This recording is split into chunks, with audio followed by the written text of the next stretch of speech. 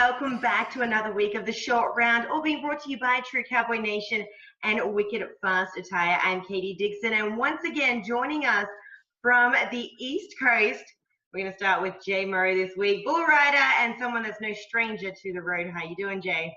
Good, Katie. How are you in chat today? Doing wonderful. And on the other side of the country, on the West Coast, PRCA announcer in 2015, WPRA announcer of the year, Chad Nicholson. Good to be with you guys again. Yes, now both of you are preparing to head out to the NFL. We are officially in the countdown till the first round now that we are in December. And of course, Christmas is right around the corner. Let's kick this off tonight, boys. We've got three topics. Like Chad just said, we are going to pick our winners, who we think is going to win each event during the NFL. We're also going to talk about steer wrestling tonight and a very well-known horse that is actually out. And it's kind of putting two cowboys in a hard situation. Plus, we're going to touch on some records and if we think that we're going to see them broken this year and what are those records as well. All right, gentlemen, let's kick it off tonight talking about that steer wrestling and 2016 PRCA AQHA Horse of the Year, LANDRY'S CADILLAC, 19-year-old horse. He's actually out, just injured himself. And two athletes that we will see in the Thomas and Mack, Tyler Wagerspack and Ty Erickson. Ty's sitting in the number 1 spot right now. Tyler's sitting in the number 4 spot. Both riders of CADILLAC. How hard is that going into the NFL a week away and your mount is out? Well, as we say in the tie-down roping, and of course we'll apply it to the steer wrestling too. 80% of that is the horse, or 85%. And Ty's going in there with a $53,000 lead, which isn't much by today's money standards on this. I haven't heard what they're going to ride, who's they're going to ride, but this is certainly going to affect a lot of things. This is outside circumstances, like we talked about last week. These are things outside their control that kid do nothing about. They do have a backup plan. You always have to have a backup plan when it comes to horses. I feel bad for Clayton Haas. This is his horse. He was keeping him legged up for these guys. He finished outside top 15 this year.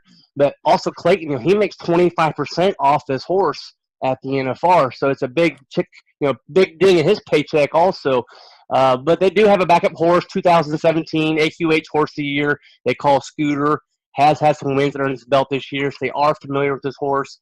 So it's still going to be a race going towards the end. The only change I see is you might see a little bit of change of horses. They say Tyler Wagerspack don't get along with as good a Scooter as Tyler does. You might see a few horse changes throughout the top 15. But Tyler comes in here defending NFR champ and defending world champ, sitting in 4th place right now.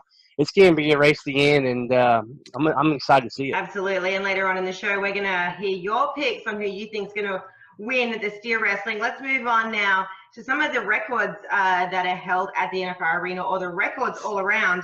I want to go through these and just quickly touch on if we might see them broken this year, or maybe perhaps why we haven't seen these records touched or even come close to in many years. Let's start off with the barrel racing, the ladies event. Taylor Jacob, she went out there and she smashed Carly Pierce's record, and Taylor holds it with 13.37 seconds.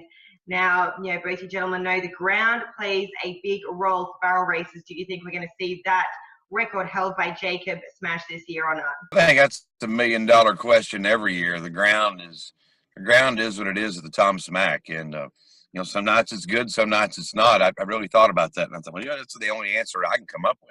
It's one of those things we've all just got to wait and see how it's all going to play out and how it settles. And dirt will be dirt, right? Excuse me, to my agronomy professor, soil will be soil. Right? I tell you, one record that will be smashed in barrel racing, no doubt, is Mary Berger's record she set in 2015. She won $277,000. But this year, Tiani Schuster, she has $250,000 won already. She's blown the competition away from start to finish. That record's going to be smashed within the first 2 or 3 days of the NFR. And absolutely. Let's move on to the team roping. 3.3 seconds held by Masters and Corkhill. Do you think we'll see that broken this year? I always look for a team roping record to be broken. These guys are just amazing. They get better and better every year. The steers they always seem to pick the right pen of steers, and man, you match the right team up or the right steer, anything can happen. We've seen it before. We never thought we'd see a 3-3. We never thought we'd see a 3-6. At one time, they didn't even think they'd see a 4 in the team roping, and now look where we are. I see it happening. I'm going to say yes. You never know what can happen in Vegas. 3-3. I can't even tie my tennis shoes in 3.3 seconds, let alone rope the steer. These guys, especially the bottom of the pack, maybe towards later rounds in the finals, if they're already out of the average, they're going to go for that round win. Their round win's worth $27,000. So you might see a lot more faster times than you normally would, especially from the guys who are trying to be consistent and I know trying to both stay of in the you average gentlemen race. have been down there, the Thomas Mack Arena. It is a smaller arena than people think. So especially for the header to come out there and do what they do. That's why we're seeing quick times down there. Let's move on to the steer wrestling. Now, this is an interesting one. The record is 2.4 seconds. However, there is a record that was set in 1930, and that was a 2.2, but that was actually before they brought in the barrier rule. So 2.4, I guess, is technically where it stands. Another event, gentlemen, you think it can be broken? I don't see that one happening. Okay. There's some big boys out there, but them steers are getting pretty big too. And that plays such a crucial role. So I think that one was pretty easy. Tie down, guys. Cody Yall holds it with 6.5 seconds. That, to me, is pretty quick already. That's really quick, too. That's that. Of course, who knows? I mean, Caleb, and you got Caleb Schmidt in there, tough, and all those guys. I don't know, man. 6'5" is awful fast. Raise the roof. Do you all remember that, Cody Yall? He goes from 15th to first in the World Championship that year. Very fast run. The one guy I really see is possibly happening, who I think has the fastest hands in rodeo, was taught by Fred Whitfield, is Corey Solomon. I think once Corey gets one on the ground, it's a very good possibility he could get one underneath that new record. Let's move on to the bareback. 94 points is the record right now. I can see that being broken in the first 4 rounds. 94 points, that's good. But I'll tell you that from the livestock that I've seen this year and how far these bucking horses have progressed over the years in the breeding from our stock contractors, we can only hope that the guys pick the right stock to go. Sometimes we as fans and analysts will sit back and go, well, what'd they bring that horse for? Well, they can ride that horse. They can't ride this other one over here that they could be 95 or 6 on. Just making a general statement, not pointing, but you know what I'm talking about. So, but I think it can happen. I'd see a 95 or 94 and a half. I definitely agree with Chad on this. The quality of stock in both the bull end and the horse hen has surpassed so much in the last dozen years, and with Frontier and Hank Friends and Powder River, you go on, the list goes on and on with Steve Smith. Great bucking horses that they're raising, and they're getting better and better every year. But there's a good possibility, especially in the TV pen. Absolutely. Same for the saddle bronc, gentlemen. Bauer holds the record with 93. I see that broken too. I was there the night that he did that. I believe it was Painted Valley he got on, yeah, of Harry Vold, and we've seen a lot of phenomenal rides since then. I think one thing that's going to affect this is, this year the judges had free reign with half points, so they've got that half point mentality now in their judging, and I think that could easily break a record. And I like the half point. You start seeing a lot of these same animals that are 22, 23-point animals. Yeah. There's a half point's a big difference, especially on a spur ride or in the bull ride, quality control or their spur rides. So that half point's a big difference. I like using it when I'm judging. And like I said, a half point could be a very big difference in setting records and changing new records. And last but not least, I had to save this one just for you, Jay. Bull riding, 96 points. Cody Hancock holds that title right now. That's a tough one. You think we can see a 97 point or a 96.5 this year? Go ahead, Chad. If they ride Bruiser, I think they'll do it. That's as complicated as I can make it right there. I think that's the one bull out of all those great bulls, that bull right there, if they ride Bruiser, they can beat it. Probably half point, maybe a full point, but that'd be my pick. Well, last year we seen Brendan Eldridge make the ride of the year, going 94.5 points on Bruiser, who was PRC and Bull of the Year, PBR Bull of the Year. It can be done, but Cody Hancock rode Mr. USA 3 times that year. He was 94, 95, and was 96 the NFR. So total domination, a great ride. And that's a record that could still stand, but we'll have to wait and see. Well, there you go. That's the records that we're going to be watching and waiting to see if they're broken. And it'll be interesting to see, gentlemen, if you were right about it or not. Let's move on to our final topic tonight. And this one's just a bit of a fun one. We're going to go through the events. And I want to know who you pick to win each event. So let's start off with bareback riding, gentlemen. Who is your pick? We'll start with Chad, move to Jay. In the bareback riding, Tim O'Connell has a $64,000 lead over Tanner Ross. And $72,000 lead over Clayton Bigelow from California. My pick is Tim O'Connell because he's Tim O'Connell. I mean, he's the guy going in that's probably going in at even odds. My dark horse in this, because of his size and his youth, and because I've known him and know his family, is Clayton Bigelow. I think he's a sleeper in this event. He's third, so not really a sleeper. But I think when it comes down to horses 7, 8, 9, and 10, I think that youth is really going to help him. And I'm going to go agree with Chad. I'm going to go with my fellow Iowa Cowboy, Tim O'Connell. He has been very dominant his last 2 years.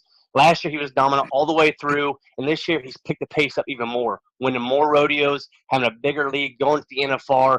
Unless something drastically happens to him injury-wise, I don't see anybody coming close to him but Tanner Oz.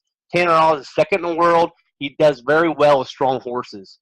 So these NFR horses fit him, and I think he'll finish strong. But it's going to be a two-man race, I believe, but Tim coming out on top. All right, let's move on. Steer wrestling, gentlemen. Who's your picks? I like Ty Erickson. I like his warrior spirit. He's one of those guys that when he's below fifth in the world, he doesn't stay there very long. He's used to being in the top 5, and man knows how to win regardless what horse he's riding. I'm going to go with the defending world champion from last year, Tyler Wegesbach. He's currently sitting fourth at $103,000. They'll change up this week with a new horse Scooter, but it's going to come down to the last couple runs, and Ty's going to be hard to catch, but I'm going to go with Tyler Wegesbach. Interesting, gentlemen. Both pick the guys that are without Cadillac this year, so it'll be exciting to see who wins that event. What about the saddle bronc, gentlemen? What do you think about that? I'm going with the young gun, the champ, Zeke Thurston. Zeke Thurston has got a $73,000 deficit between him and Jacobs Crawley, who's number 1. Again, I'm going to take youth right there. I'm a big Zeke Thurston fan, not just of his saddle bronc riding, but his trick riding as well. And you can see that versatility in every first place and that he gets in every horse he rides. So going with a Canadian. I hate to be a bandwagon fan and picking guys on top, but Jacobs Crawley 2 years ago was a world champion. Last year he lost the world championship race by $3,000 to Zeke. I don't see him letting it happen again. Last year he had some bad picks, some bad horses. Things didn't go his way. Jacobs been on top of the leaderboard all year. He has for the last 3 years. So I'm going with Jacobs again for world title. Tie-down roping. Now we talked about the all-around a couple of weeks ago, and we're going to see Tough and Trevor in the tie-down roping. Who's your pick to win the tie-down roping this year, Chad? Caleb Smith. He's $48,000 behind Tough. I'm going with the 2013 world champion Shane Hanchy, Salford, Louisiana, $65,000. Him too. That was my other pick. He's $65,000 behind Tough. You already know who my all-around pick is. It's going to be a close call, but I'm going to go with Shane. He's going to repeat the world champion, 2017. Love it. Barrel racing, gentlemen. Who are you picking? Lisa Lockhart. You can't go wrong with Louie Lou, that's for sure. That was like a Lisa Lockhart done. South Dakota. really, this comes down to a two-person race. Tiani, she has $250,000 won. Her and Stevie Hillman. Hillman's at $185,000. It's a two-person race, regardless how much money's in Vegas. Bull riding. Who's got it? So it's a two-man race. They're only $33,000 apart. And that's Sage Kimsey and Garrett Smith. I'm going with Sage, man. Yeah, I tell you what, these are the two most consistent bull riders in the world right now. Garrett Smith from Lexburg, Idaho, and Sage Kimsey. This is Sage. She's a 3-time world champion, trying to repeat again. It's going to be tough. The consistency of these two guys is unbelievable. Garrett just won the Canadian World Finals. It's going to come down to the 10 bulls. Whoever rides the most out of 10 is going to win the world this year. And you can't bet against Sage Kimsey. Hate to say it, I like Garrett as well, but it's going to be a two-man race. We'll see what happens. And thanks once again for joining us tonight. And now we're going to be kicking off daily shows after round 1 of the NFR. So Very excited, lots of work, but I know both of you guys will be down there enjoying Vegas and the NFL. It'll be fun. We're looking forward to it. Look forward to it as well. Wonderful. Well, thank you so much for joining us again tonight. Big thanks to Wicked Fast. Check them out, wickedfastattire.com, and stop by their booths in Las Vegas. You can get all the details on our Facebook page, True Cowboy Nation. Follow both Chad and Jay on Facebook as well. And once again, thank you to True Cowboy Nation. You have a fantastic night, and we'll see you after round 1 of the NFL.